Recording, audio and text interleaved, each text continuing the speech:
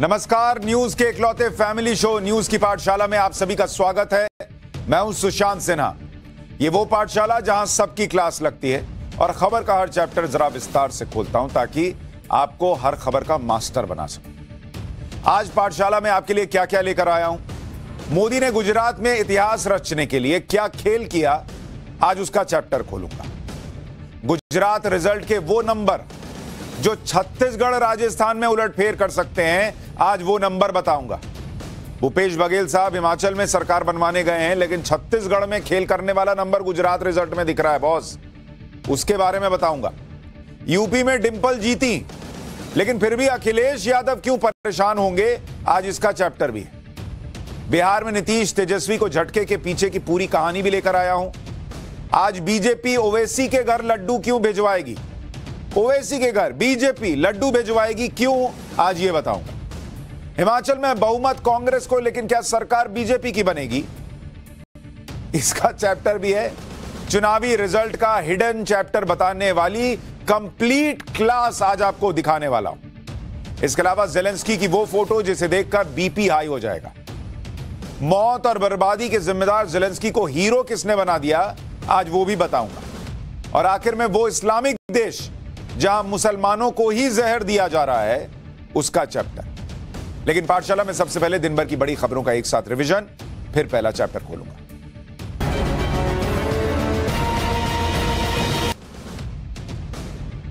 गुजरात विधानसभा चुनाव में बीजेपी ने रिकॉर्ड सारे तोड़ दिए और जीत हासिल कर ली। गुजरात में 182 सीटों वाली विधानसभा है। बीजेपी ने 156 सीटों पर धमाकेदार जीत हासिल की, जो गुजरात में बीजेपी की अब तक की सबसे बड़ी जीत है। गुजरात में किसी पार्टी की अब तक की सबसे बड़ी जीत है। कांग्रेस को बहुत ज्यादा नुकसान उठाना पड़ा, कांग्रेस सिर्फ 17 सीट पर सिमट गई। गुजरात में आम आदमी पार्टी ने चौंकाने वाला प्रदर्शन किया, जैसे उनका दावा था। चौंक तो लोग गए, लेकिन उल्टा चौंके। वो कह रहे थे हम सरकार बनाएंगे, आप चौंक जाएंगे। हुआ ये कि 5 सीटें आई, लोग चौंक गए। 13% वोट उनको मिला। हिमाचल प्रदेश विधानसभा चुनाव के नतीजों में कांग्रेस को बहुमत मिल गया है। कांग्रेस ने 40 सीटों पर जीत हासिल की है, जो बहुमत के आंकड़े से 35 से ज्यादा है। बीजेपी को 25 सीटों पर जीत मिली। 3 सीटों पर निर्दलीय उम्मीदवारों ने जीत हासिल की है। हिमाचल प्रदेश में मिली इस हार के बाद जयराम ठाकुर, जो मुख्यमंत्री थे, उन्होंने अपने मुख्यमंत्री पद से इस्तीफा दे दिया। मैनपुरी में समाजवादी पार्टी मुलायम सिंह यादव की सीट को बचाने में कामयाब हो गई। लोकसभा उपचुनाव में डिंपल यादव ने 2,88,000 वोटों से जीत हासिल की। हालांकि समाजवादी पार्टी के गढ़ रामपुर को बीजेपी ने ढहा दिया। रामपुर विधानसभा के उपचुनाव में बीजेपी उम्मीदवार आकाश सक्सेना ने 33,000 से ज्यादा वोटों से जीत हासिल की। वहीं खतौली से राष्ट्रीय लोकदल के मदन भैया 22,000 वोट से जीत गए।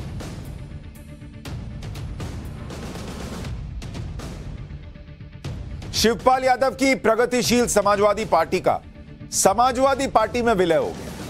मैनपुरी में मिली जीत के बाद शिवपाल यादव ने यह फैसला लिया। शिवपाल यादव ने 2024 में अब परिवार के एक साथ चुनाव लड़ने का अभी से दम भर दिया। शिवपाल यादव के एसपी में शामिल होते ही उनकी गाड़ी पर लगा झंडा भी बदल दिया गया। सुप्रीम कोर्ट ने कॉलेजियम सिस्टम को लेकर केंद्रीय मंत्रियों की बयानबाजी पर नाराजगी जताई। जजों की नियुक्ति के मुद्दे पर सुनवाई के दौरान सुप्रीम कोर्ट ने यह बात कही। कोर्ट ने कहा कि जब तक कॉलेजियम सिस्टम है, इसे ही मानना होगा। सरकार कोई कानून बनाना चाहती है तो बनाए, लेकिन कोर्ट के पास उसकी न्यायिक समीक्षा का अधिकार है।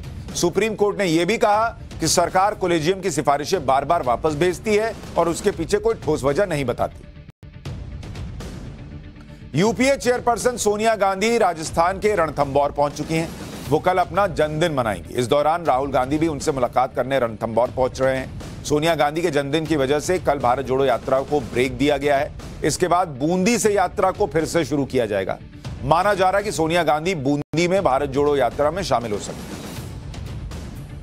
कर्नाटक और महाराष्ट्र के बीच चल रहे सीमा विवाद को लेकर महाराष्ट्र के डिप्टी सीएम का बड़ा बयान सामने आया है। देवेंद्र फडणवीस के मुताबिक उन्होंने गृह मंत्री अमित शाह से पूरे मामले को लेकर बातचीत की है। साथ ही अनुरोध किया है कि इस विवाद को किसी तरह सुलझाया जाए ताकि हिंसा न बढ़ सके। पिछले कुछ दिनों से कर्नाटक में महाराष्ट्र के बसेस और ट्रक में पत्थर बरसाए गए, जिसके बाद यह मामला तूल पकड़ गया। राजस्थान के जोधपुर में एक शादी समारोह में हड़कंप मच गया। गैस सिलेंडर में ब्लास्ट होने से करीब 50 लोग झुलस गए। जिनमें दूल्हा भी शामिल है। इस हादसे में 2 बच्चों के मौत की भी खबर है। घायलों को फिलहाल अस्पताल में भर्ती कराया गया। हादसा उस वक्त हुआ जब बारात घर से रवाना होने वाली थी।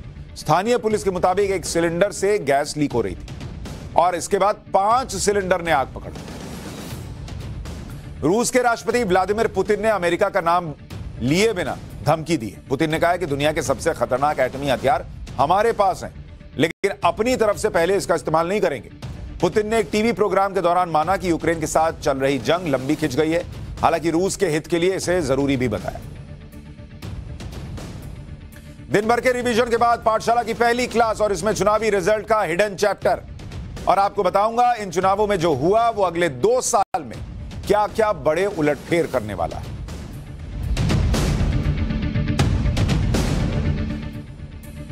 चुनावी रिजल्ट का चैप्टर खोलने वाला हूं, लेकिन वो चैप्टर खोलूं इससे पहले पाठशाला का रिजल्ट आपको बता देता हूं। भाई हमने भी आपसे इन चुनावों को लेकर कुछ बातें कही थी, तो हमारी भी जिम्मेदारी है कि हम भी बताएं हम कितने ठीक थे नहीं थे।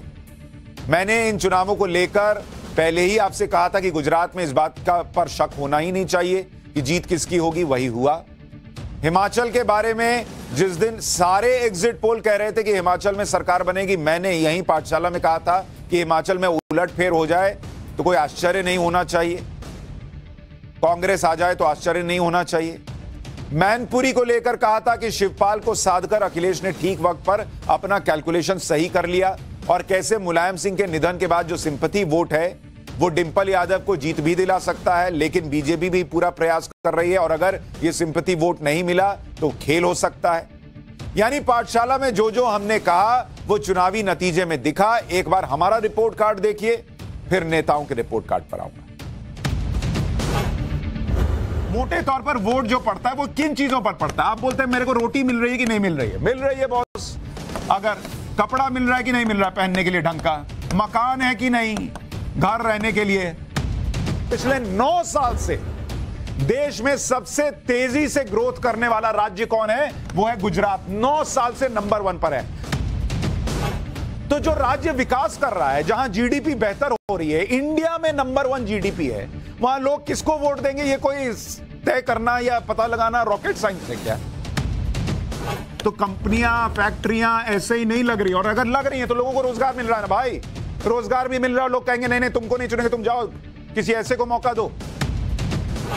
जब इकोनॉमी अच्छी हो, जब रोजगार के मौके हो, जब बिजली मिल रही हो और जब कानून व्यवस्था की हालत ठीक हो, तो फिर एंटी इनकम्बेंसी फैक्टर कैसे चलेगा बॉस? खुद सोचिए कि इन बातों के साथ जब प्रधानमंत्री नरेंद्र मोदी की मेहनत का फैक्टर जुड़ जाता है तो फिर उस राज्य का नतीजा जानना मुश्किल नहीं है, अगर कोई मगर वाली स्थिति नहीं है। तो हिमाचल में रिजल्ट वाले दिन उलटफेर की गुंजाइश हो सकती है, क्योंकि बहुत क्लोज फाइट है, ये याद रखिएगा। लेकिन गुजरात में क्लोज फाइट नहीं है और एक तरफा सब कह रहे हैं कि बीजेपी की सरकार बननी गुजरात में तय।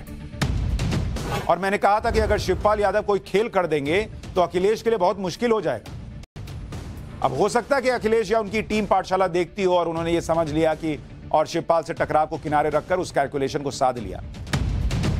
डिंपल यादव के पक्ष में क्या है?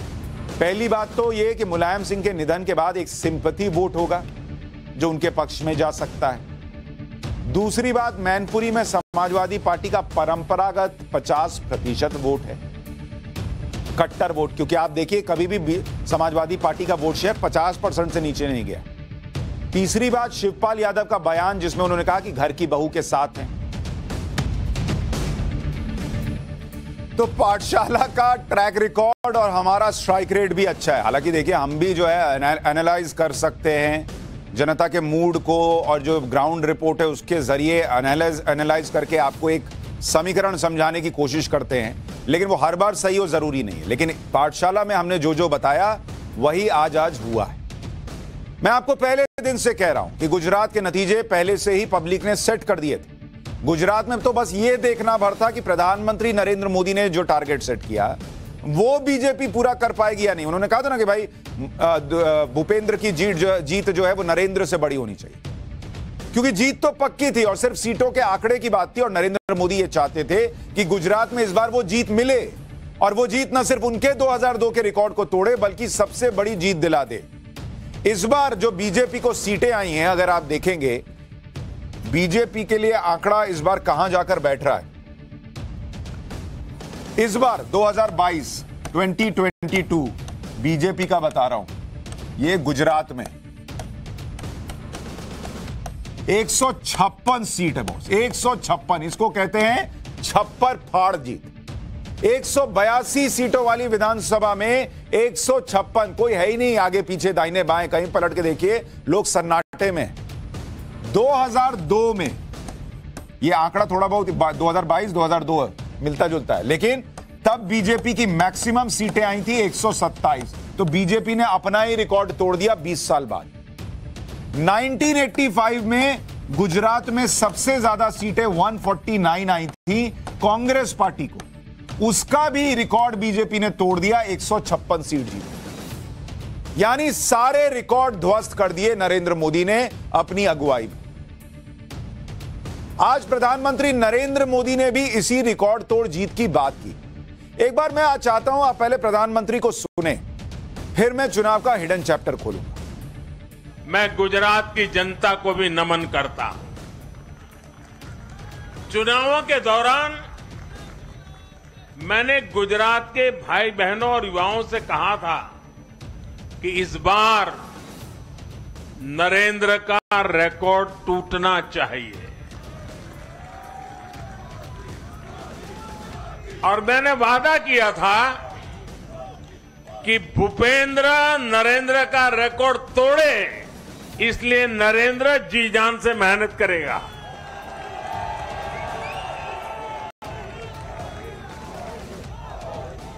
और गुजरात की जनता ने तो रिकॉर्ड तोड़ने में भी रिकॉर्ड कर दिया। उसने गुजरात की स्थापना से लेकर के अब तक सारे रिकॉर्ड तोड़ दिए।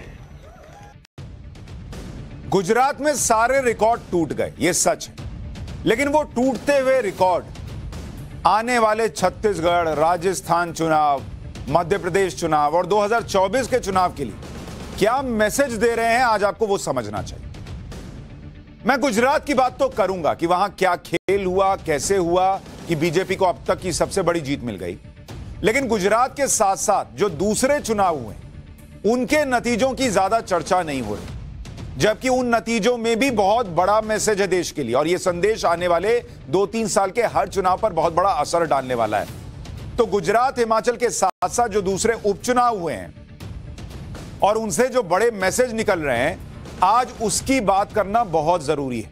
सब गुजरात हिमाचल ठीक है, गुजरात हिमाचल, लेकिन सबसे इंपॉर्टेंट गुजरात और हिमाचल के साथ साथ उपचुनाव के नतीजे भी। और मैं पहले उपचुनाव के नतीजों का हिडन चैप्टर खोलूंगा, फिर गुजरात हिमाचल पर आऊंगा। और उपचुनाव में भी सबसे इंपॉर्टेंट है बिहार का मैसेज। बिहार में मुजफ्फरपुर की कुढ़नी सीट है, और यह उपचुनाव यहां पर कुढ़नी सीट पर बीजेपी ने जीता है, वो भी तब जब बीजेपी के सामने महागठबंधन की चुनौती थी। याद है ना, नीतीश कुमार, तेजस्वी यादव साथ आए, बोले खत्म, हम तो नरेंद्र मोदी को 2024 में रोक देंगे, अब कौन है, कोई नहीं है, हम ही 40 सीट घटा देंगे, मामला सेट हो गया, नरेंद्र मोदी पीएम नहीं बन पाएंगे। कुढ़नी में क्या हुआ देखिए, कोई कुढ़ना चाहे तो कुढ़ सकता है, लेकिन कुढ़नी ने जो मैसेज दिया वो सुनिए। कुढ़नी सीट पर बीजेपी के केदार प्रसाद गुप्ता ने जेडीयू के मनोज सिंह कुशवाहा को हरा दिया 3649 वोट के अंतर से। बीजेपी कैंडिडेट जीत गया महागठबंधन के होने के बावजूद। बीजेपी को 76,722 वोट मिले, जेडीयू को 73,073 वोट मिले, मुकेश साहनी की पार्टी वीआईपी को 10,000 वोट मिले, और ओवैसी की एआईएमआईएम को 3,206 वोट मिले। कुढ़नी की सीट पर बीजेपी की जीत इसलिए बहुत बड़ी है क्योंकि कुढ़नी की सीट 2020 के विधानसभा चुनाव में बीजेपी मात्र 712 वोट से हार गई थी, और तब जेडीयू बीजेपी के साथ थी। तो जब नीतीश कुमार बगल में खड़े थे तब बीजेपी ये सीट हार गई। अब नीतीश कुमार कूद कर उधर गए, क्या बताता हूं तुमको, और वो खुद हार गए, उनकी पार्टी हार गई। जेडीयू आरजेडी के साथ महागठबंधन में है, तो बीजेपी ने कुढ़नी की सीट को अकेले अपने दम पर निकाल लिया। कुड़नी की सीट पर 2020 में आरजेडी का कैंडिडेट जीता था, जिनके अयोग्य ठहराए जाने पर उपचुनाव हुआ, और इस बार यह सीट जेडीयू ने आरजेडी से मांग कर लड़ी कि हमको लड़ने दो, हम जिता के दिखाएंगे। उनको शायद नीतीश कुमार को लग रहा था कि मैसेज दे देंगे कि देखो जेडीयू ने खेल कर दिया, तो उसके बाद देश भर में मेरा चेहरा नरेंद्र मोदी के खिलाफ पोस्टर में छप जाएगा। यहां चेहरा जो है, अब वो लोग पूछ रहे हैं कि उतरा हुआ है कि चढ़ा हुआ है। जेडीयू के बड़े बड़े नेताओं ने कुड़नी में डेरा डाला। आरजेडी ने भी लालू प्रसाद की बीमारी का हवाला देकर इमोशनल कार्ड तक खेला।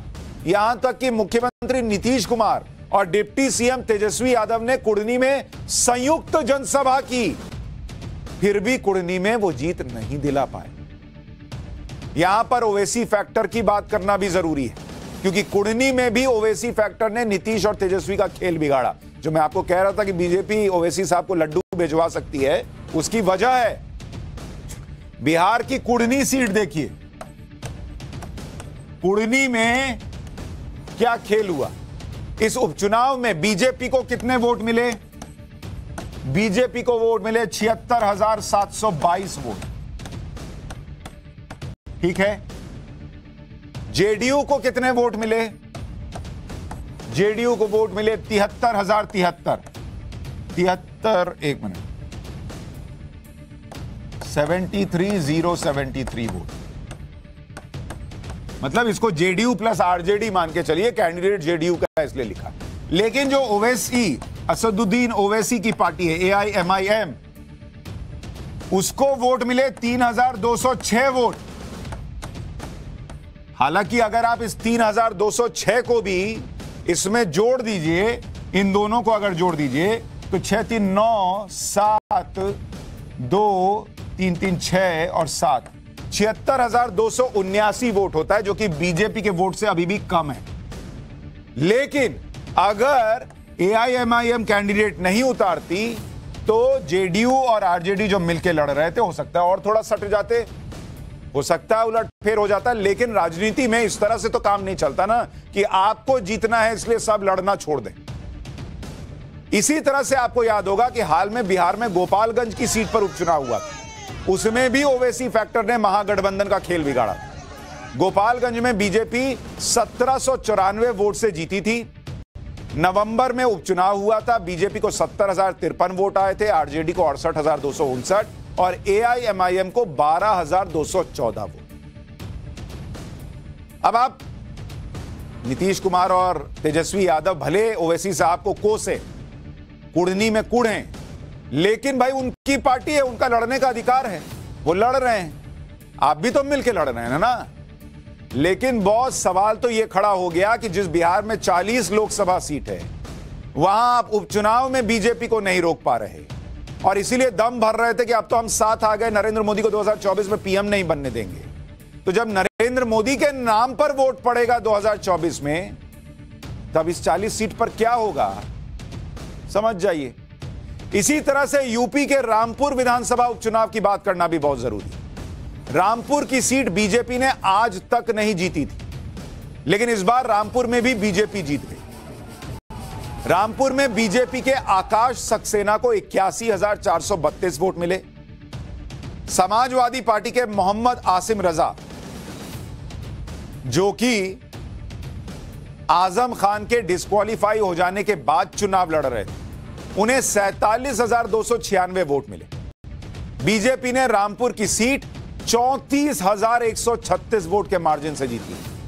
रामपुर की सीट जीतना बीजेपी के लिए बहुत बड़ी बात इसलिए है क्योंकि रामपुर की सीट पर 1980 से लेकर अब तक 12 चुनाव में 11 चुनाव आजम खान या उनका परिवार जीता है। रामपुर की सीट पर आजम खान 10 बार विधायक रहे और एक बार आजम खान की पत्नी विधायक रही।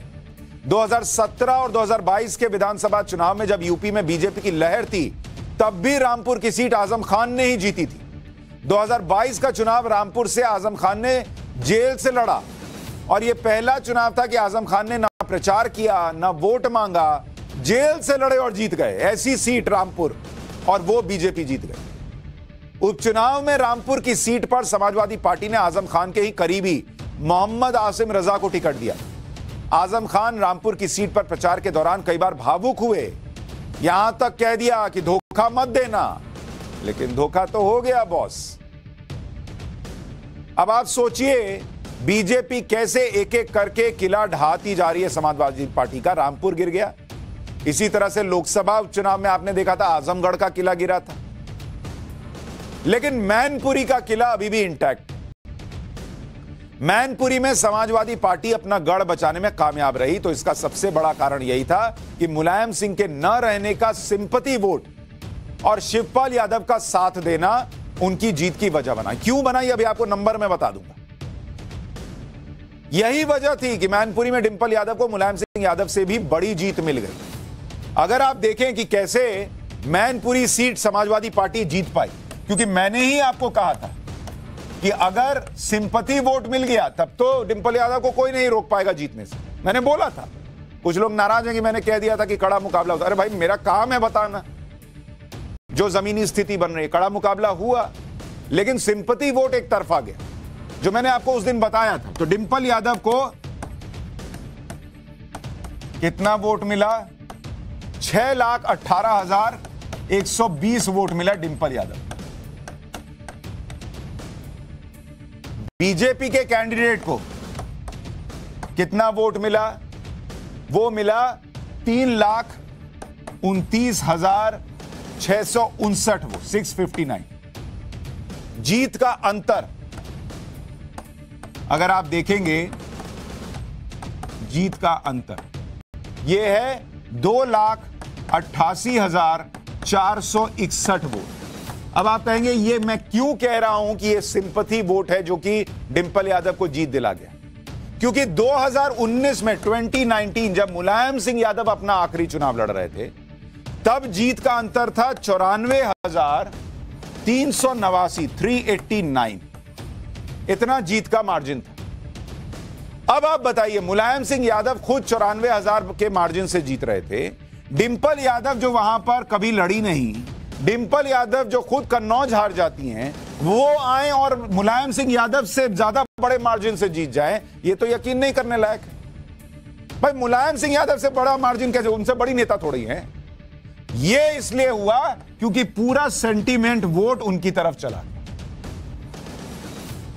और इसलिए यह किला ध्वस्त होते होते रह गया। अच्छा, डिंपल यादव की जीत में शिवपाल फैक्टर भी बड़ा इंपॉर्टेंट था, और इसका अंदाजा अखिलेश यादव के ट्वीट से लगाया जा सकता है, जो उन्होंने डिंपल यादव की जीत के तुरंत बाद किया। इस ट्वीट में उन्होंने शिवपाल यादव के साथ तस्वीर पोस्ट की और यह लिखा कि सपा प्रसपा के साथ आने से समाजवादी आंदोलन और सौहार्द की राजनीति की शक्ति दोगुनी हो गई। प्रसपा यानी प्रगतिशील समाजवादी पार्टी, जो अखिलेश के चचा शिवपाल यादव की पार्टी, जिसका आज ही समाजवादी पार्टी में विलय भी हो गया। जबकि मैनपुरी चुनाव से पहले शिवपाल और अखिलेश में बड़ा टकराव था। अब जब दोनों साथ आ गए हैं तो ऐसा लग रहा है कि मैनपुरी चुनाव के लिए कोई डील हुई होगी। हो सकता है कि आने वाले दिनों में समाजवादी पार्टी में अखिलेश अब शिवपाल को कोई बड़ा रोल दे दें और उनकी अनदेखी करने की हिम्मत ना करें, क्योंकि ये जीत अगर शिवपाल साथ ना खड़े होते और मुलायम सिंह यादव का सेंटीमेंट वोट ना मिला होता तो शायद ना मिल पाता। इसलिए मैं कह रहा हूं, बिहार में लोकसभा की 40 सीट, यूपी में लोकसभा की 80 सीट, और वहां बीजेपी रामपुर का किला ढहा दे, वहां पर बीजेपी और दूसरे समाजवादी पार्टी के पुराने उपचुनाव में किले ढहा दे और विधानसभा चुनाव में भी मैसिव जीत दर्ज करे, तो फिर उन 80 सीटों पर क्या होगा आप समझ लीजिए। तो 80 120 सीट का खेल तो आपको अभी समझ में आ रहा है, 2024 तो बहुत दूर नहीं है। अब आता हूं गुजरात पर।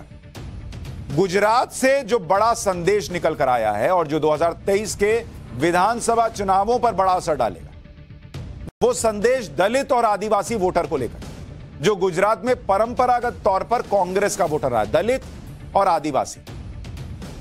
अब आपको बताता हूं कि गुजरात में बीजेपी ने दलित और आदिवासी बहुत सीटों पर कैसा प्रदर्शन किया।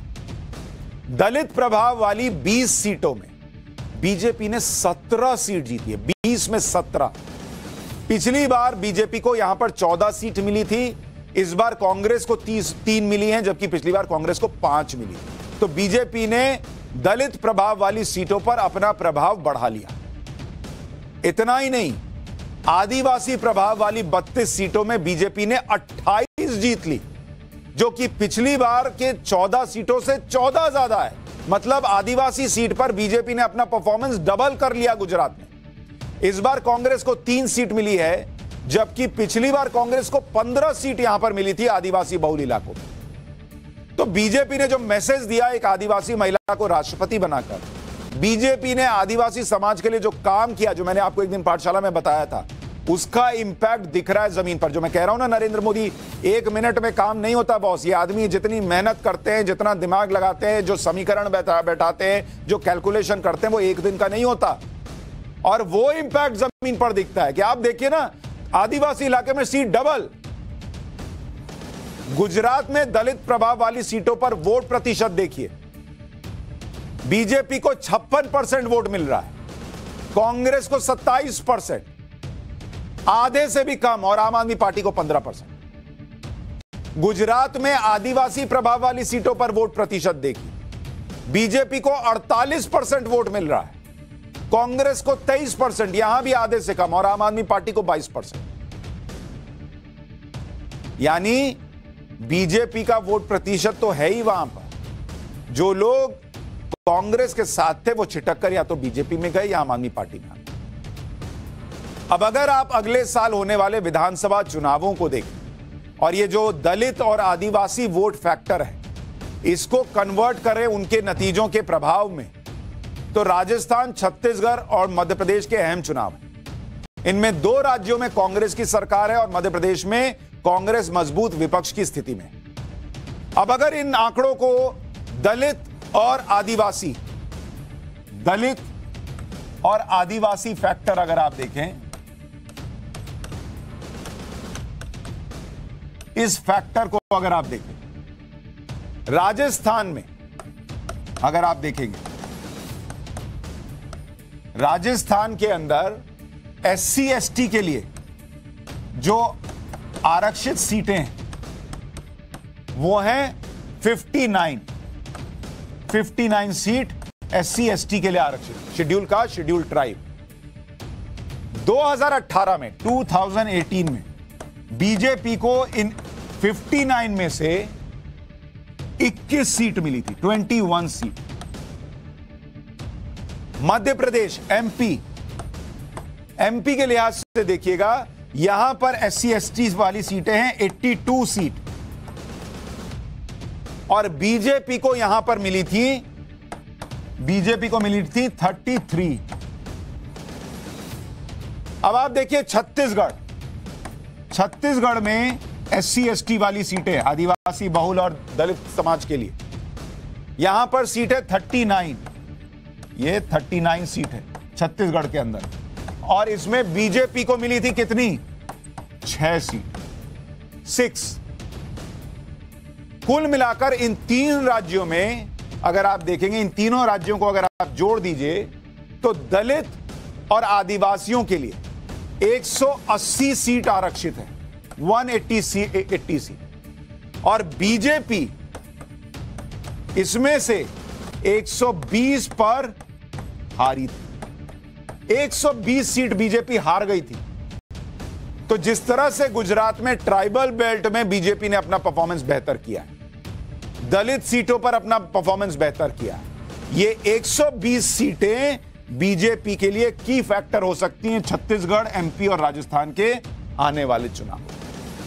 अगर यही सेंटिमेंट उधर भी कन्वर्ट हुआ। गुजरात चुनाव से एक और हैरान करने वाली बात सामने आई। गुजरात की जो मुस्लिम प्रभाव वाली सीटें, वहां पर भी बीजेपी ने बड़ी जीत हासिल की। अभी मैं दलित और आदिवासी की बात कर रहा था, अब जरा देखिए मुस्लिम फैक्टर।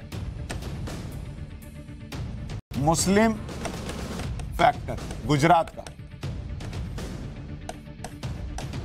गुजरात ये ऐसी सीटें, 19 सीट है गुजरात में जो मुस्लिम बहुल सीटें। इसमें से बीजेपी को कितनी आई? 19 में से 14 सीट, 14। कांग्रेस को 4 सीट, और आम आदमी पार्टी को 1 सीट आई है मुस्लिम बहुल इलाके। बीजेपी को 14 सीट है बॉस, 14, 19 में से 14, और बीजेपी का वोट शेयर है 49%। कांग्रेस 36% है और आप 12%। इनमें से कुछ सीटों के बारे में आपको बताता हूं जो पहले कांग्रेस के पास थी और जहां पर बीजेपी जीत गई। जैसे बापू नगर की सीट, यहां पर 28% मुसलमान है। बीजेपी करीब 12,000 वोट से जीती, कांग्रेस दूसरे नंबर पर है। दरियापुर, यह भी मुस्लिम बहुल इलाका है, 46% मुसलमान है, बीजेपी 5,000 के मार्जिन से जीत गई, कांग्रेस दूसरे नंबर पर है। जंबूसर 31% मुसलमान, बीजेपी 27,000 वोट के मार्जिन से जीती, कांग्रेस दूसरे नंबर। मुस्लिम वोटों की बात तो हो रही है, अगर हो रही है तो ओवैसी की बात कैसे नहीं होगी, क्योंकि जिन लोगों को वोट नहीं मिलता, जो सिर्फ वोट काटने के लिए बने होते हैं, ये भाई लोग इस देश में हिजाबी पीएम बनाने का सपना दिखा रहे हैं। गुजरात में एआईएमआईएम ने 13 सीट पर कैंडिडेट खड़ा किए और इनका वोट शेयर कितना है पता है आपको? जो आदमी हिजाबी प्राइम मिनिस्टर बनाने निकला है, एआईएमआईएम, इनका गुजरात में वोट शेयर कितना पता है? 0.29%। 1% वोट मिल नहीं रहा है, 1%। और ये भाई साहब बताते हैं कि पीएम कौन बने। एआईएमआईएम के गुजरात प्रदेश अध्यक्ष साबिर भाई काबलीवाला भी चुनाव हार गए। वो जमालपुर खड़िया सीट से चुनाव लड़ रहे थे, ये सीट कांग्रेस ने दी। जमालपुर खड़िया कांग्रेस के कैंडिडेट से करीब, कांग्रेस के कैंडिडेट को 58,000 वोट है, इनको 15,677 है। अच्छा, एआईएमआईएम की बात हो गई, अरविंद केजरीवाल जी की भी बात करना बड़ी जरूरी है, जो गुजरात को लेकर बड़े बड़े दावे कर रहे थे। केजरीवाल तो यहां तक कह रहे थे कि आईबी की रिपोर्ट आई है और उसमें आम आदमी पार्टी की सरकार बन रही है। एक बार केजरीवाल जी ने जो कहा था वो सुनिए, फिर गुजरात में उनका जो प्रदर्शन है जरा उसकी फाइल खोलो। गोपाल भाई भारी मार्जिन से जीत रहे हैं मेरे सर्वे के मुताबिक, भारी मार्जिन से। लिख के दे देते हैं, वो लिख के दे देते हैं। 3 लिखे हैं मैंने। हमारे प्रदेश अध्यक्ष गोपाल इटालिया भारी मार्जिन से जीत रहे हैं। केंद्र सरकार ने आईबी को गुजरात भेजा, बोला जरा पता करके आओ क्या चल रहा है, चुनाव में कौन जीत रहा है कौन हार रहा है। आईबी की रिपोर्ट आई है, गुजरात में आम आदमी पार्टी की सरकार बनने जा रही है। लेकिन आईबी की रिपोर्ट में यह भी लिखा है कि अभी थोड़ा किनारे पे है, मार्जिन पे है। 94-95 सीट आ रही है। अब अपने को सबको मेहनत करनी है, धक्का मारना है, घर नहीं बैठना। 50 दिन रह गए बस। बड़ा बदलाव चाहिए। 90-95 सीट से काम नहीं चलेगा, बड़ा बदलाव चाहिए। दिल्ली के लोगों ने 70 में से 67 सीट दी थी, 67। पंजाब के लोगों ने 117 में से 92 सीट दी थी, 92। गुजरात के लोग तो पंजाब और दिल्ली दोनों को हराएंगे कि नहीं हराएंगे? इनको कोई आईबी की रिपोर्ट आ गई थी। अच्छा, वो आईबी की रिपोर्ट इनके मुताबिक कह रही थी कि गुजरात में ये एकदम कोने पर हैं जीत के, एक धक्का पब्लिक मारेगी और ये जीत जाएंगे। गुजरात में सीट कितनी है? 182। और आम आदमी पार्टी को कितनी आई है? 5 सीट। कोई केजरीवाल जी को बताए, उनकी जो आईबी रिपोर्ट दे रही थी, ये 5 सीट को कोने पर अगर रखेंगे और इसमें धक्का मारेंगे तो पार्टी बाहर गिरती, विधानसभा के अंदर भी नहीं जाती। तो किसी ने गलत धक्का मार दिया, पब्लिक को अंदर धक्का मारना था, उसने धक्का मार के बाहर कर दिया, या तो आईबी वाली फेक रिपोर्ट पकड़ा।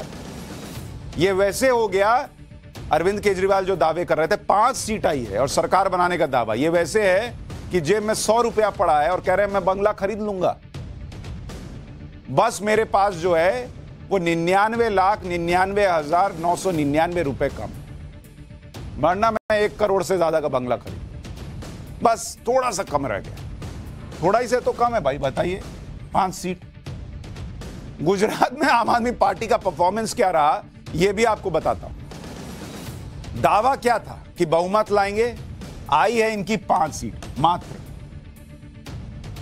गुजरात को लेकर अरविंद केजरीवाल इतना आत्मविश्वास दिखा रहे थे कि लिख लिख कर दे रहे थे कि उनकी पार्टी के कौन कौन से नेता बड़े मार्जिन से जीत रहे हैं। एक बार उनका वो बयान सुनिए, फिर वो जिनके बारे में लिख के दे रहे थे उनके बारे में मैं लिख के बताऊंगा कि उनके साथ क्या हुआ। गोपाल भाई भारी मार्जिन से जीत रहे हैं मेरे सर्वे के मुताबिक, भारी मार्जिन से। लिख के दे देते हैं, वो लिख के दे देते हैं। 3 लिखे हैं मैंने। हमारे प्रदेश अध्यक्ष गोपाल इटालिया भारी मार्जिन से जीत रहे हैं। हमारे सीएम उम्मीदवार ईशुदान जी भारी मार्जिन से जीत रहे हैं। अल्पेश जी वराछा से भारी मार्जिन से जीत रहे हैं। तीनों जीत रहे हैं। अब ये भारी मार्जिन का भार कितना है, कितना वजन है, मैं तौल के बताता हूं। 3 कैंडिडेट उन्होंने बताए। एक उन्होंने बताया ईशुदान गढ़वी, ये इनके सीएम कैंडिडेट, ठीक है। ये खंबालिया से चुनाव लड़ रहे थे। यहां बीजेपी को 77,834 वोट मिले। आम आदमी पार्टी के सीएम कैंडिडेट को 59,089 वोट मिले। यानी ये हारे कितने के मार्जिन से हैं? 18,745 वोट से हारे। ये जीत कितने, कुछ बोल रहे थे ना कि बहुत भारी मार्जिन से जीत रहे हैं। मैं बता रहा हूं इनको कोई गलत रिपोर्ट थमा दे रहा है। 18,745 वोट से इनका सीएम कैंडिडेट हार रहा है और लिख के दे रहे थे कि जीतेगा। दूसरा नाम सुनिए, गोपाल इटालिया। इन्होंने कहा, अभी सुने ना, अभी कह रहे थे गोपाल इटालिया, ये प्रदेश अध्यक्ष, ये कतरगाम सीट से लड़ रहे थे। बीजेपी को यहां 1,20,505 वोट आए और ये जो भाई साहब है ये कितने के मार्जिन से हारे? 64,627 वोट से हारे। 64,000 के मार्जिन से हारने वाले के लिए अरविंद केजरीवाल लिख के दे रहे थे कि लिख लीजिए ये भारी मार्जिन से जीतेंगे। अल्पेश कथारिया, इनका भी मार्जिन देख लीजिए कितना वोट से हारे हैं। इनका मार्जिन जो है ये हारे हैं, अच्छा इनका कम है, तीनों में कम है, 16,834 वोट से हारे।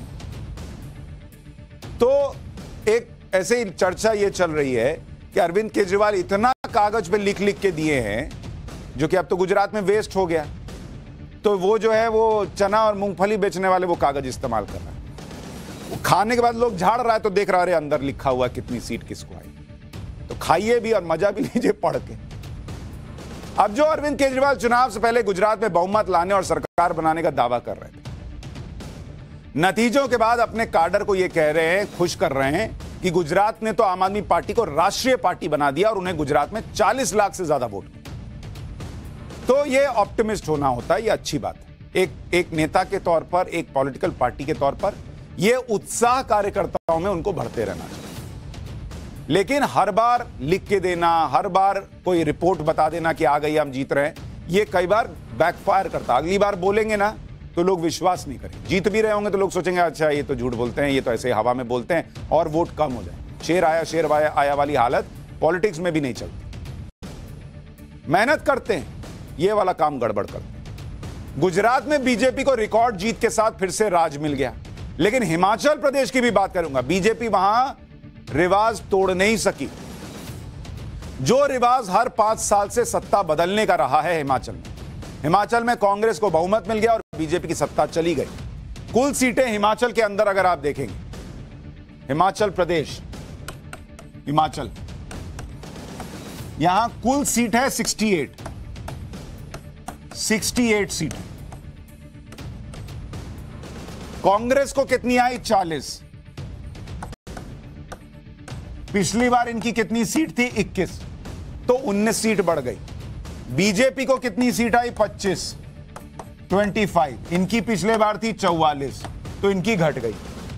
और निर्दलीय अदर्स जो हैं, इनको गई 3 सीट। आम आदमी पार्टी का खाता ही नहीं खुला।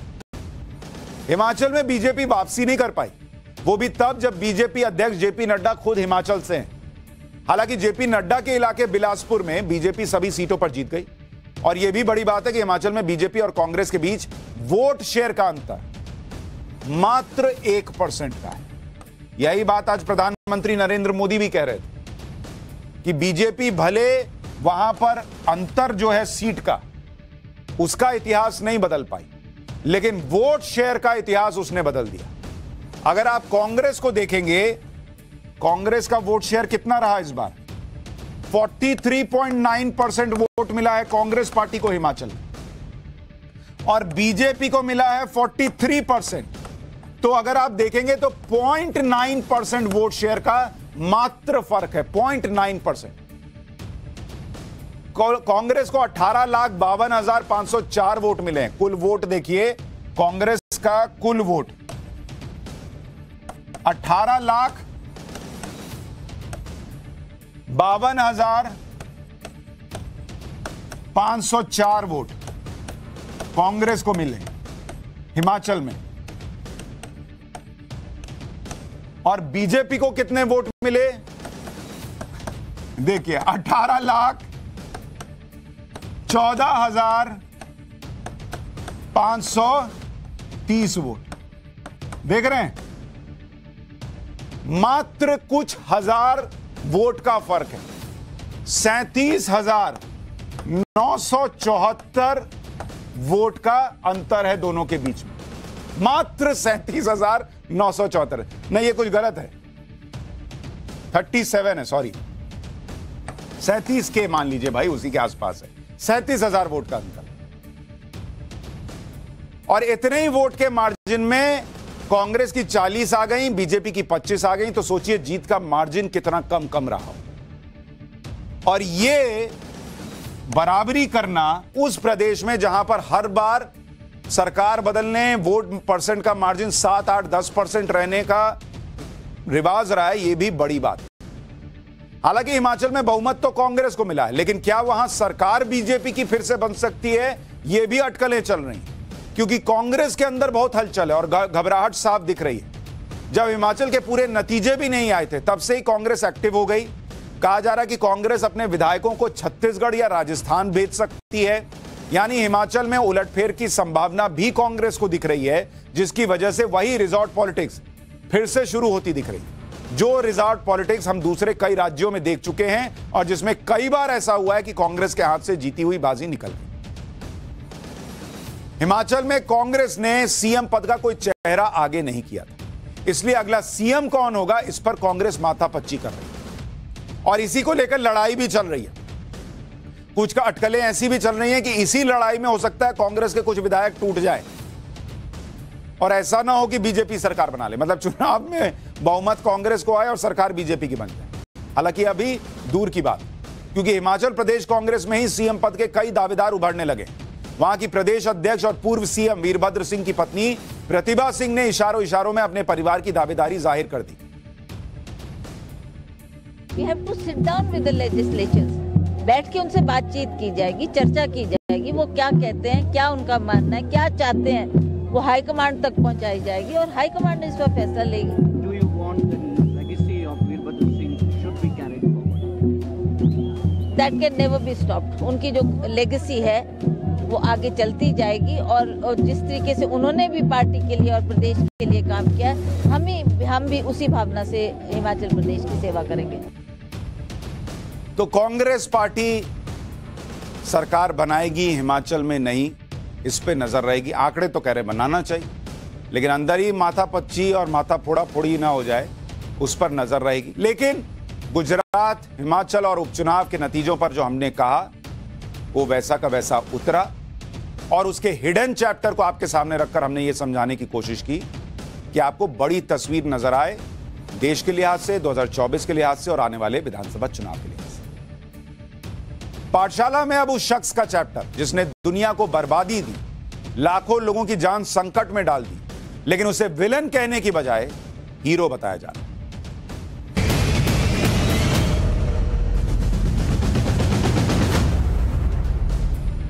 दुनिया की मशहूर टाइम मैगजीन ने यूक्रेन के राष्ट्रपति जेलेंस्की को पर्सन ऑफ द ईयर 2022 चुना है। क्यों भाई, किस लिए? जिस आदमी की नादानी से पूरा यूक्रेन बर्बाद हो गया, लाखों लोग अपना घर, अपना देश छोड़कर चले गए, जिस आदमी की वजह से दुनिया की अर्थव्यवस्था चौपट हो रखी है, लोगों की नौकरियां दुनिया भर में जा रही हैं, लोगों को समझ में नहीं आ रहा अपनी अर्थव्यवस्था कैसे संभालनी है। ब्रिटेन के अंदर 3-3 प्राइम मिनिस्टर बदल गए, अमेरिका के अंदर जो है मंदी आ रही है और ये आदमी पर्सन ऑफ द ईयर है, इसकी तो फोटो फाड़ के फेंक देनी चाहिए थी। जिस आदमी की वजह से मंदी महंगाई दुनिया झेल रही है, उस आदमी को टाइम मैगजीन ने पर्सन ऑफ द ईयर चुना है। किस बात के लिए? बड़े बुजुर्ग अक्सर कहते हैं कि नादान से दोस्ती जी का जंजाल, यानी ऐसे आदमी से दोस्ती मत करो जिसमें समझदारी और गंभीरता की कमी हो, वरना ऐसा आदमी अपने साथ आपको भी मुश्किल में डाल देगा। यूक्रेन के राष्ट्रपति ज़ेलेंस्की भी इसी टाइप के आदमी हैं, इसलिए आज पूरा यूक्रेन मुसीबत और मुश्किल में फंसा हुआ है। लेकिन इस सब के बावजूद टाइम मैगजीन ने ज़ेलेंस्की को पर्सन ऑफ द ईयर चुना है। Person of the year. Time magazine क्या सोच के भाई। हालांकि इसमें कोई हैरानी की बात नहीं होनी चाहिए जिन्हें यह सब समझ में आता। यह तो पहले से तय था। अमेरिका की सरकार से लेकर वहां की मीडिया तक पूरा सिस्टम, पूरा इकोसिस्टम पुतिन के खिलाफ एजेंडा चलाने के लिए यूक्रेन को मोहरा बना रहा है। इसके लिए ज़ेलेंस्की की नादानी और अनुभवहीनता से लिए गए फैसलों का इस्तेमाल किया जा रहा है। पहले यूक्रेन को नेटो में शामिल होने का प्रलोभन दिया, फिर युद्ध के लिए उकसाया, और जब रूस के हमले से यूक्रेन का पाउडर बन गया तो हथियारों की मदद भेजी ताकि यूक्रेन सरेंडर ना कर दे, खाना भेजा ताकि जनता विद्रोह ना कर दे, अपने डेलीगेशन भेजे ताकि लोगों को लगे कि यूक्रेन अकेला नहीं है। लेकिन पश्चिमी देशों ने यह भी कोशिश नहीं की कि दोनों देशों में युद्ध रुक जाए और यूक्रेन बर्बाद होने से बच जाए। और जिस आदमी को यह समझ में नहीं आ रहा, हम 10 बार पाठशाला में बता चुके कि कैसे ज़ेलेंस्की को पीछे से पंप करके अमेरिका और यूरोप यूज कर रहा है। जिस आदमी को इतना समझ में नहीं आ रहा, वो पर्सन ऑफ द ईयर चुना गया। अमेरिका ने पुतिन के खिलाफ अपने एजेंडे की एक एक किश्त भेजी और इसी एजेंडे के तहत आज ज़ेलेंस्की को पर्सन ऑफ द ईयर चुन लिया। टाइम मैगजीन ने अपने कवर पेज पर ज़ेलेंस्की के नाम के साथ लिखा, द स्पिरिट ऑफ यूक्रेन, यानी ज़ेलेंस्की यूक्रेन का जोश है। ये भाई ने होश गवा के जो जोश दिखाया है, उससे दुनिया जो है वो मदहोश हुई जा रही है बर्बादी के चक्कर में। आज आपको बता रहा हूं कि ज़ेलेंस्की की बुरी बुरी प्रशंसा में टाइम मैगजीन ने क्या लिखा, जरा सुनिए। दिमाग में पारा हाई हो जाएगा सुन के कि ये क्या मैगजीन है जी। टाइम मैगजीन की तरफ से सबसे पहले तो यह कहा गया कि यह पुरस्कार उस व्यक्ति को दिया जाता है जिसने पिछले 1 साल में दुनिया पर सबसे अधिक प्रभाव डाला। प्रभाव तो डाला, जिसने दुनिया को बर्बाद कर दिया। वैसे प्रभाव को अगर विस्तार से समझिए, जैसे पेट्रोल डीजल की महंगाई का संकट खड़ा करवा दिया, गेहूं महंगा करवा दिया, महंगाई बढ़वा दी, उसने प्रभाव ही तो डाला। और क्या किया है? डिटेलिंग में जाइएगा तो इसको कुप्रभाव कहते हैं। आगे टाइम मैगजीन लिखती है कि यह अवार्ड सिर्फ ज़ेलेंस्की को ही नहीं बल्कि यूक्रेन की आत्मा को दिया गया। भाई, जिस आदमी की वजह से कितनों की आत्माएं ऊपर चली गई, उसको आत्मा बता रहे हैं ये यूक्रेन। ज़ेलेंस्की ने यूक्रेन के लोगों को प्रेरित किया और रूसी हमले का विरोध करने के लिए उनके साहस को पूरी दुनिया में मान्यता दिलाई। कोई दुनिया ने मान्यता नहीं दी रही। आप लोग एजेंडा चलाते हो एक तरफा पुतिन के खिलाफ। इस युद्ध में ज़ेलेंस्की ने धैर्य और गंभीरता का परिचय देकर यूक्रेन से कई गुना बड़ी रूस की सेना का मुकाबला कर रहे और अपने सैनिकों के साथ कदम से कदम मिलाकर खड़े रहे। कदम से कदम मिला के खड़े रहे। उधार ले लेके, अमेरिका का पुराना सड़ा माल ले लेके लड़ाई लड़ रहा है ये आदमी। इसको कोई नेटो में लेने को तैयार नहीं है। देखिए कैसे ये लोग तस्वीर बनाते हैं जिससे आदमी महान लगने लगता है। ये लोग वो फटी जीन्स नहीं होती है, ये वो डिजाइनर हैं जो फटी जीन्स को स्टाइल बताकर बेचने लग गए और मार्केट खड़ा कर दिया। फटी jeans, what are you saying? This is design boss. हो गया, डिजाइन चल रहा है, लोग इधर उधर सब जगह खुद फाड़े बैठे। ये फटी जीन्स है और टाइम मैगजीन रफ्फू करने की बजाय इसको स्टाइल बता रही। राष्ट्रपति ज़ेलेंस्की ने अपनी सुरक्षा की परवाह न करते हुए खुद को पूरी तरह से युद्ध में झोंक रखा है।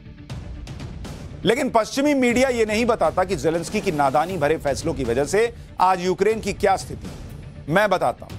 यूक्रेन में कड़ाके की ठंड पड़नी शुरू हो गई। आज कीव का तापमान -2 डिग्री था। -2। कई इलाकों में बर्फबारी शुरू हो चुकी है, यानी वहां घर से बाहर निकलना तो भूल जाइए, घर के अंदर बैठे बैठे आप जम जाएंगे। लोगों के घर फ्रिज बन गए हैं क्योंकि लोगों के पास अपना घर गर्म रखने के लिए बिजली नहीं है। बिजली नहीं है तो आप घर में नहीं, आप फ्रिज में रह रहे हैं वहां, ये समझिए। और ये आदमी टाइम मैगजीन में year person of the year बन रहा है। यूक्रेन के 1200 से ज्यादा गांव और शहरों में बिजली की भारी कमी है। 60 लाख घरों में 15 से 20 घंटे बिजली की कटौती चल रही है। बिजली की कमी के चलते वहां हीटर ब्लोअर बंद पड़े हुए हैं। युद्ध से ज्यादा लोग इस सर्दी में मर जाएंगे। 20 लाख घरों में पानी की कमी है। 78 लाख से ज्यादा लोग देश छोड़कर जा चुके हैं। 40,000 से ज्यादा लोग रूसी हमलों में मारे जा चुके हैं। यूक्रेन के अस्पतालों में सर्जन टॉर्च की रोशनी में ऑपरेशन करने को मजबूर हैं। और यह आदमी पर्सन ऑफ द ईयर है। क्या कर रहा है ये? इस युद्ध के बीच फोटो खिंचवा खिंचवा के भेज रहा है, और जिनको भुगतना पड़ रहा है उनसे पूछो ये पर्सन ऑफ द ईयर है क्या है। आज आपको कीव के अस्पताल का वीडियो दिखाता हूं, जिसमें एक मरीज का ऑपरेशन मोबाइल की फ्लैश लाइट में किया जा रहा था। पिछले हफ्ते कीव के एक अस्पताल में 14 साल के लड़के की ओपन हार्ट सर्जरी हो रही थी और उस समय बिजली चली गई। डॉक्टरों के होश उड़ गए भाई कि इतने सीरियस और मुश्किल ऑपरेशन के बीच बिजली चली गई है। फिर एक मेडिकल स्टाफ ने मोबाइल फोन की लाइट जलाई। उसका अलग दिल धक धक कर रहा होगा कि यहां बचाने के लिए मैं मोबाइल से लाइट तो दिखा रहा हूं, मेरा मोबाइल बंद हो गया तो इसको चार्ज कैसे करूंगा। किसी तरह से जाके ये ऑपरेशन पूरा हुआ। बच्चे की किस्मत अच्छी थी कि सर्जरी सफल रही, वो बच गया। लेकिन ये हालात है यूक्रेन में। मोबाइल की रोशनी में ऑपरेशन चल रहा। यूक्रेन के लोगों की हिम्मत जवाब दे रही, लेकिन यह बात आप तक नहीं पहुंचेगी क्योंकि पश्चिमी मीडिया ये सारी बातें आप तक नहीं पहुंचने देगा। शुरू में लोगों को लगा कि अमेरिका उनके साथ, नेटो देश उनकी मदद करेंगे, लेकिन अब यूक्रेन के लोगों को लग रहा है कि अमेरिका और नेटो देशों ने रूस के खिलाफ यूक्रेन का इस्तेमाल कर लिया। और चूंकि यूक्रेन को लोगों को अब धीरे धीरे यह समझ में आ रहा है और ये ज़ेलेंस्की अब उनकी नजर से उतरने लगा है, इसलिए यह फोटो छापकर उनको यकीन दिलाया जा रहा है, अरे ये हीरो है, इसको हीरो मानते रहो, कहीं लोग ही विद्रोह ना कर दें इस ठंड में, इसलिए ये फोटो छाप रहे हैं। इन लोगों का हिसाब किताब आपको इतनी आसानी से समझ में नहीं आएगा। ये हीरो बनाकर यूक्रेन की जनता को अब पंप कर रहे हैं कि इसको हीरो मानते रहो। देखो, वो दिखाएगा कि देखो टाइम मैगजीन मुझे हीरो मानती है और तुम मुझे विलन मानोगे। अमेरिका और नेटो यूक्रेन को हथियार तो दे सकते हैं लेकिन बिजली नहीं दे सकते ना। वो पैसे तो दे सकते हैं लेकिन बर्बाद हो चुके पावर प्लांट नहीं दे सकते ना। यह बात यूक्रेन के लोगों को अब समझ में आ रही है। जब भावनाओं में बहकर एक कॉमेडियन को चुनकर जनता देश की कमान सौंप देती है तो पूरे देश का मजाक बन जाता है। 2019 में यूक्रेन के साथ यही हुआ। ज़ेलेंस्की कोई राजनीतिक व्यक्ति थोड़ा ही है, वो तो टीवी शो में कॉमेडियन का रोल करता था। देश चलाने का कोई अनुभव नहीं, विदेश नीति के बारे में उनकी कोई जानकारी जीरो, शून्य, सैन्य सुरक्षा के बारे में कोई नॉलेज नहीं, अमेरिका जैसे देशों के हाथों इस्तेमाल होने से कैसे बचना है यह उसे मालूम नहीं। और इसको राष्ट्रपति चुना तो भुगतना तो होगा। इसको लगता है रीटेक हो जाएगा, इसको लगता है यहां से कट मारेंगे दूसरा सीन आएगा जिसमें हम जीत जाएंगे, इसको लगता है ऐसे ऐसे जैकेट खोलेंगे बंदूक निकल आएगी और जाके। ये फिल्म नहीं चल रही बॉस, ये दुनिया में जिंदगी चल रही है और लाखों जिंदगियां, करोड़ों जिंदगियां इस आदमी ने ऐसे ही बंदूक से तबाह कर दी एक तरीके से। इतना सब जानने के बाद यूक्रेन के लोगों ने ज़ेलेंस्की को चुना और इसके पीछे की वजह यह थी कि साल 2015 में यूक्रेन में एक टीवी सीरीज आई जिसका नाम था सर्वेंट ऑफ द पीपल। इस सीरीज में ज़ेलेंस्की का कैरेक्टर वैसिल पेट्रोविच सरकार का मजाक उड़ाता है और एक दिन खुद राष्ट्रपति बन जाता है। यह टीवी सीरीज यूक्रेन के लोगों को बहुत पसंद आई थी और उन्हें ज़ेलेंस्की में अपना नया राष्ट्रपति दिखने लगा। जैसे हमारी एक फिल्म आई थी ना नायक, जिसमें अनिल कपूर एक दिन के लिए महाराष्ट्र के सीएम बन गए थे। इसी सीरीज के हिट होने के बाद ज़ेलेंस्की ने चुनाव लड़ा और यूक्रेन के राष्ट्रपति बन गए और इसके बाद यूक्रेन किस हालत में है यह पूरी दुनिया जानती है। तो फिल्म देखकर राष्ट्रपति चुनिएगा तो जिंदगी का सिनेमा आपका भी बनेगा। पिछले कई दिनों से यह कहा जा रहा है कि यूक्रेन रूस के अंदर ड्रोन से हमला कर रहा है, लेकिन इन खबरों के बाद भी पश्चिमी देश यूक्रेन को रोक नहीं रहे। पश्चिमी देश यूक्रेन को रोकेंगे भी क्यों जब वो यूक्रेन को युद्ध के लिए उकसाते रहे।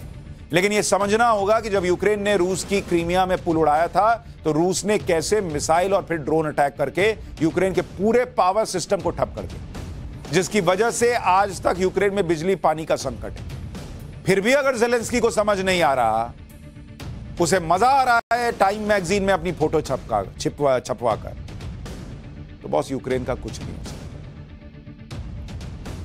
चिंता बस इतनी है कि उसकी वजह से भुगत सब रहे, सब। पाठशाला में अब उस मुस्लिम देश का चैप्टर जहां मुसलमानों को ही जहर दिया जा रहा है।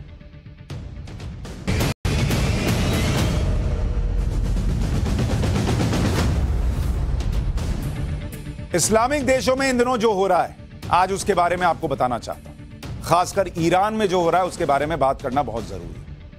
पाठशाला में मैंने आपको बताया था कि एंटी हिजाब प्रोटेस्ट के आगे ईरान की कट्टरपंथी सरकार ने झुकने के संकेत दिए, और मैंने आपको हालांकि यह भी आगाह किया था कि यह प्रोपेगेंडा हो सकता है, ये लोग बदल जाएं, यह हो सकता है क्या।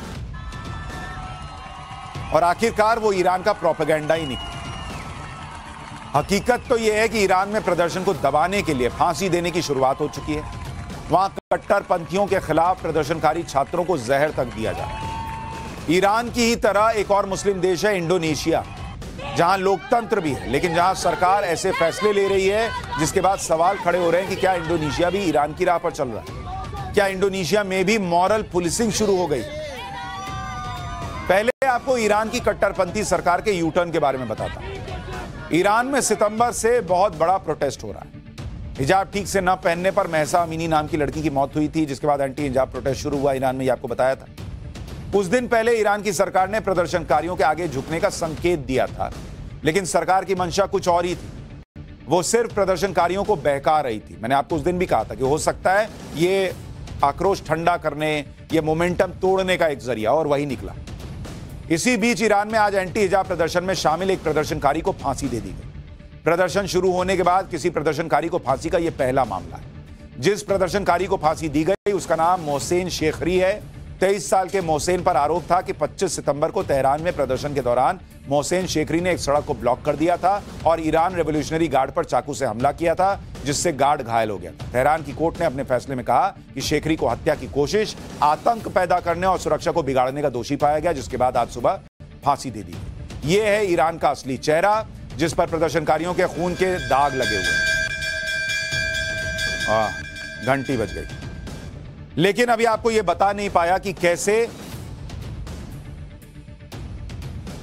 मुसलमान लोग जो हैं उन्हें जहर भी दिया जा रहा है, और इंडोनेशिया में क्या हो रहा है यह भी बात रह गई। तो इसका चैप्टर कल पूरा कर लेंगे। आज के लिए पाठशाला में इतना ही। कल 8:50 पर मुलाकात होगी।